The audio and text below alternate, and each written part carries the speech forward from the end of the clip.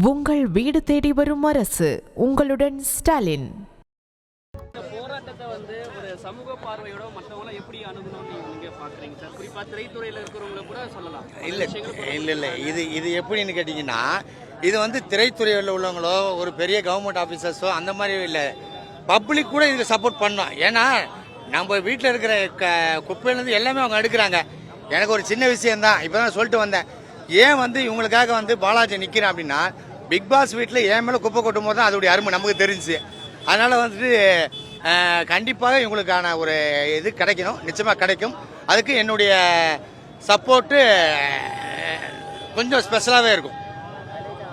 நியாயமான போராட்டம் சொல்றீங்க, ஆனால் திரைத்துறையில் நிறைய பேர் சப்போர்ட் பண்ண மாட்டேங்கிறாங்க. நம்ம எல்லாரும் எதிர்பார்க்க முடியாது சார், எல்லாருக்கும் ஒருவங்க எதிர்பார்க்க முடியும். நம்ம சில பேருக்கு மனசாட்சி இருக்கணும், வரணும், அப்படிதான் கரெக்டாக இருக்கும். அவங்க அது பண்ணுறது கிடையாது சார். அவங்க வீட்டில் வேலை செய்கிறாங்க இல்லையா, குக்கு அந்த வேலைக்காரங்க, அவங்களே அவங்க பெருசாக மதிக்க கிடையாது சார். அப்படிங்கும்போது இவங்களை எப்படி சார் அவங்க இது பண்ணுவாங்க? இதோடைய பெயின் தெரியாது அவங்களுக்கு, இதோடைய பெயின் தெரியாது. ஆமாம் ஆமாம் ஆமாம். எனக்கு சார், எனக்கு காரியம் ஆகணும்னா பாத பூஜை பண்ண தான் சார் செய்வேன். இவங்க தான் மனசில் தெரிஞ்சுக்கணும் எப்படி இருக்கிறாங்க, ஏது இருக்கிறாங்கன்னு சொல்லிட்டு. இப்போ இந்த இடத்துல கூட இருக்கக்கூடாதுன்னா என்ன அர்த்தம்? அவங்க கவர்மெண்ட், இவங்க தூய்மை பணியாளர் தானே, கார்பரேஷன் கீழே தானே வருது. அப்போ இங்கே இல்லாமல் அவங்க எங்கே போராடுவாங்க? அவங்க வீட்டில் உட்காந்துருப்பாங்களா? அது கூட இங்கே இருக்கக்கூடாதுன்னு சொல்லி ஃபஸ்ட்டு இந்த துறை அமைச்சர் பேசணும் சார். இந்த துறைக்கு சம்மந்தம் இல்லாத அமைச்சர் ஏன் பேசுகிறாரு? சப்போர்ட் பண்ண வேணாம் சார். அட்லீஸ்ட் அவங்க நிம்மதியாவது இதை பண்ணால் ஒரு இது பண்ணல.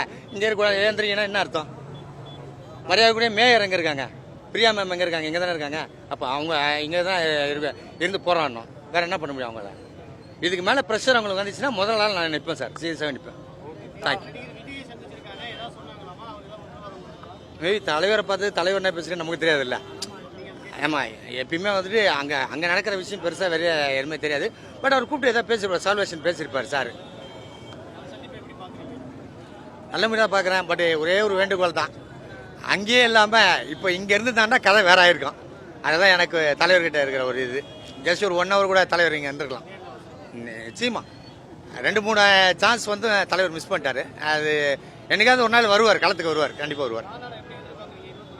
சக்ஸஸ்ஃபுல் தான் மாநாடு, அவரது சக்ஸஸ்ஃபுல் தான்.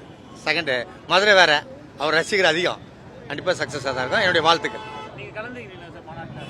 மேபி இருக்கலாம், கலந்துக்கலாம். ஓகே. உங்கள் வீடு தேடி வரும் அரசு. உங்களுடன் ஸ்டாலின்.